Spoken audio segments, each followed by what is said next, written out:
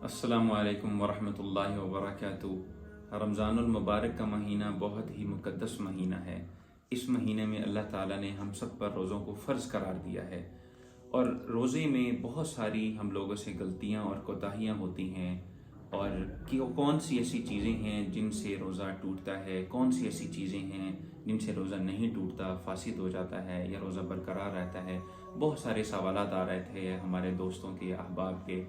तो हम आपको कुछ चीज़ें बताएंगे कि जिन चीज़ों से रोज़ा नहीं टूटता। तो सबसे पहले तो हमारे पास ये चीज़ है कि तेल लगाने से, जैसे कि आपने सर में तेल लगाया, उससे रोज़ा बिल्कुल नहीं टूटता। और दूसरी चीज़ हमारे पास है सुरमा लगाने से। बहुत सारे ऐसे लोग हैं जो सुरमा नहीं लगाते कि जी रोज़ा टूट जाएगा, रोज़ा फासिद हो जाएगा, तो सुरमा लगाने से भी रोज़ा नहीं टूटता।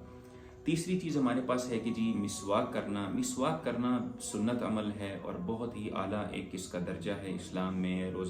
रोज़े में मिसवाक करना और रोज़े के बगैर भी, तो मिसवाक करना ये हमारे पास जैसे एक मिसवाक है। मिसवाक करना बहुत अच्छा अमल है, मिसवाक कर सकते हैं रोज़े में। और हदीस में है कि जी अल्लाह ताला को जो रोज़ादार है उसकी जो खुशबू है वो बहुत पसंद है।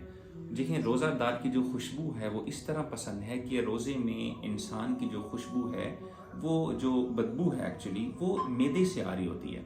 तो मैदे वाली जो है वो अल्लाह ताला ने पसंद फरमाई है। अब बहुत सारे हजरात ऐसे कहते हैं कि जी अगर हम लोग मिसवाक करेंगे तो हमारे जो मुंह की जो बदबू है वो चली जाएगी। अब वो बदबू जो है वो मुंह की है, दांतों की है, तो उसका जिक्र नहीं किया गया। जो मैदे की है उसका है। तो मिसवाक करने से अच्छा अमल है, बहुत अच्छा अमल है, करना चाहिए, रोज़ा बिल्कुल नहीं टूटता। तो चौथी हमारे पास जो चीज़ है वो है जी खुशबू सूंघना, इतर लगाना। और आजकल जो हमारे यंग लोग हैं वो बॉडी स्प्रे लगाते हैं, लड़के हजरात। तो बॉडी स्प्रे लगाने से, खुशबू लगाने से रोज़ा नहीं टूटता, खुशबू सूंघने से भी रोज़ा नहीं टूटता। हमारे पास पाँचवें नंबर पर जी बड़ा मेन मसला आता है कि जी उल्टी से, कहते हैं कि जी उल्टी करने से रोज़ा टूट जाता है। देखिए जी, एक उल्टी ऐसी है कि जो थोड़ी सी उल्टी आई है उससे रोज़ा नहीं टूटता। और एक ऐसी उल्टी है कि जो मुंह भर कर उल्टी आई है, आपने इतनी उल्टी की है कि आपको उस उल्टी पर जो है ना वो काबू पाना मुश्किल है, और आप इतनी ज़्यादा मुंह भर के उल्टी आई है कि आप उसको काबू नहीं कर पा रहे, रोक नहीं पा रहे, तो उल्टी बहुत ज़्यादा आ गई है। तो उस उल्टी पर भी आपका सिर्फ उस उल्टी पर रोज़ा टूटेगा। या वो उल्टी जो आपने जानबूझकर की है, मुंह में हाथ लग गया, आप जो है ना कुछ चीज़ निकाल रहे थे या कुछ ऐसा, तो एकदम से आपने जानबूझकर उल्टी की, या वो उल्टी जो बहुत ज़्यादा आई है। और ये अगर आपने कोई ऐसी उल्टी, थोड़ी सी उल्टी आई है, अक्सर हमें ऐसे कोई डकार आते हैं कि हम मुंह से डकार आया और वापस हमने निगल लिया, तो उससे भी रोज़ा नहीं टूटेगा।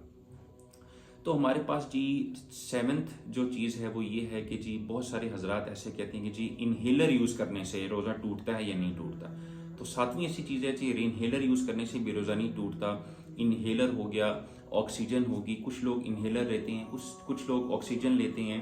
और वो ऑक्सीजन इस तरह ले रहे हैं कि जी कहते हैं कि जी हम लोग अगर सो रहे हैं, ऑक्सीजन लेंगे तो हमें नींद आएगी।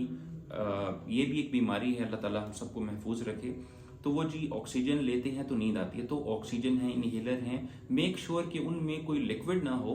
उनमें आपके पास जो देखें, हवा तो हम ले रहे हैं ना, हवा तो हम अभी भी ले रहे हैं, तो अगर इनहेलर में या कोई ऐसी ऑक्सीजन है जिसमें हवा है तो उसमें नहीं। अगर लिक्विड नहीं है तो फिर उसको भी जायजा, रोज़ा नहीं टूटेगा।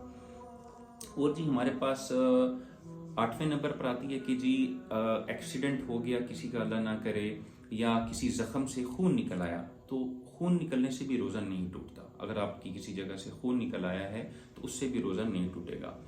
और हमारे पास जी बहुत सारे ऐसे लोग हैं जो सवाल करते हैं जी इंजेक्शन लगवाने से रोज़ा टूटेगा या नहीं लगवाने से।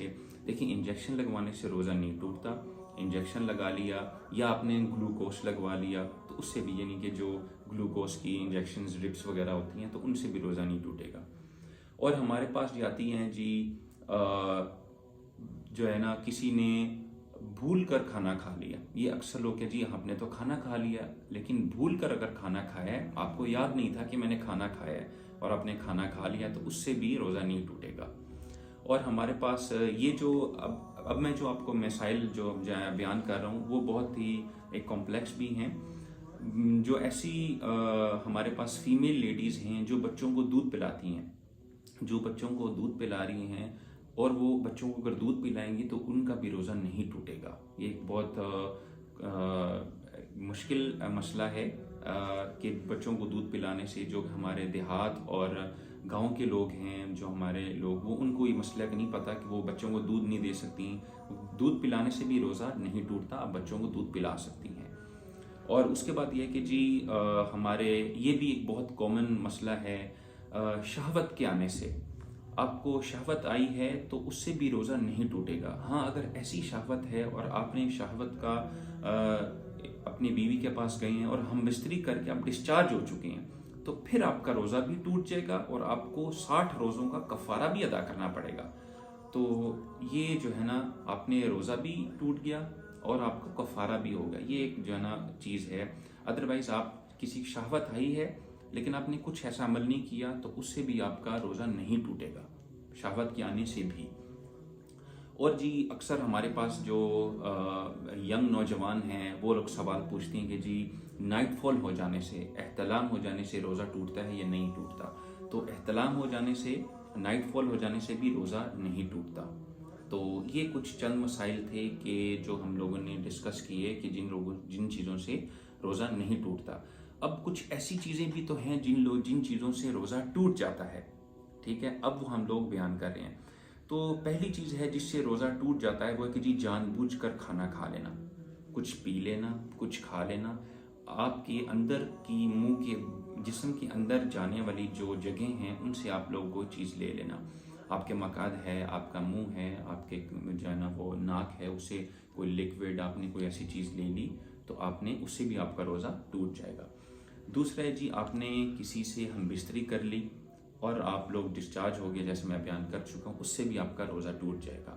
اور روزہ ٹوٹ گیا اور آپ نے 60 جو ہے نا وہ روزے بھی رکھنے ہیں، کفارہ ہے اس کا ادا کرنا، وہ ایک علیحدہ ٹاپک ہے. تیسرے نمبر پر جی ہمارے پاس جو ابھی میں نے بیان کیا کہ جی الٹی کا آنا. الٹی ہمارے پاس آ رہی ہے اور الٹی منہ بھر کر آئی ہے، بہت زیادہ الٹی آئی ہے کہ جس کا کنٹرول نہیں تھا کہ آپ اس کو روک سکے، تو اس سے بھی روزہ ٹوٹ جائے گا. یہ جی تیسری چیز تھی.